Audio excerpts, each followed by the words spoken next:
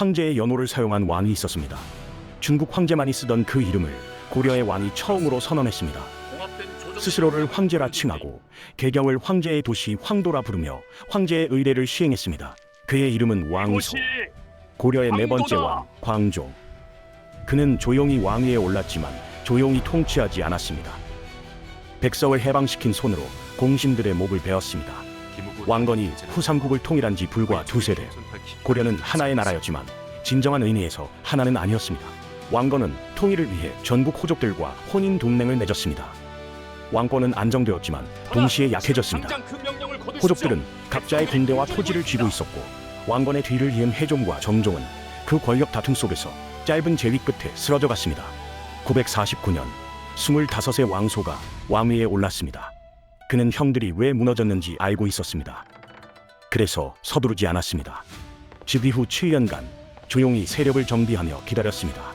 956년 광종 7년 왕은 마침내 첫 번째 칼을 뽑았습니다. 노비 안검법. 전쟁과 혼란 속에서 불법적으로 노비가 된 양민을 조사해 본래의 신분으로 돌려보내는 법이었습니다. 겉으로는 백성을 위한 개혁이었습니다. 그러나 호족들은 알고 있었습니다. 노비는 그들의 군사력이자 경제력이었습니다.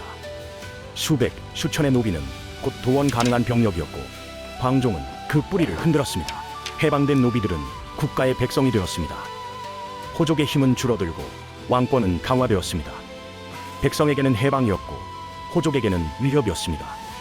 아마도 광종은 그것을 처음부터 알고 있었습니다. 958년 두 번째 칼이었습니다.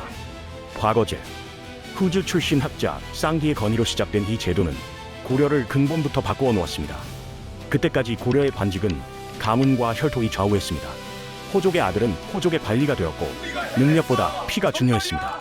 이제 왕이 직접 시험을 출제하고 왕이 직접 합격자를 선발했습니다. 출신보다 능력이 중요해지는 새로운 구조가 만들어졌습니다.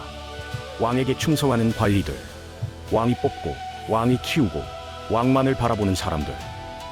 광종은 자신의 통치를 지탱할 새로운 인간들을 만들어가고 있었습니다. 그러나 광종 후반기 기록의 분위기가 달라집니다. 공심과 호족 출신 관리들이 영모 혐의로 처형되고 유배되었습니다. 아들 경종이 눈물로 구명을 청했다는 기록도 전해지지만 광종은 칼을 거두지 않았습니다. 그것이 국가 안정을 위한 선택이었는지 권력을 지키기 위한 공포 정치였는지는 단정하기 어렵습니다. 다만 우리가 아는 것은 광종이 두려웠다는 것입니다. 두 형의 죽음을 목격했던 그 청년이 왕이 된 후에도 그 두려움을 지우지 못했다는 것입니다. 권력이란 그런 것입니다. 손에 쥘수록 잃는 것이 두려워집니다. 975년 광종이 세상을 떠났습니다. 제위 26년 노비 안검법으로 해방된 백성들, 과거제로 열린 문치의 시대, 그리고 비로소 왕다운 나라가 된 고려. 그것이 그의 유산이었습니다.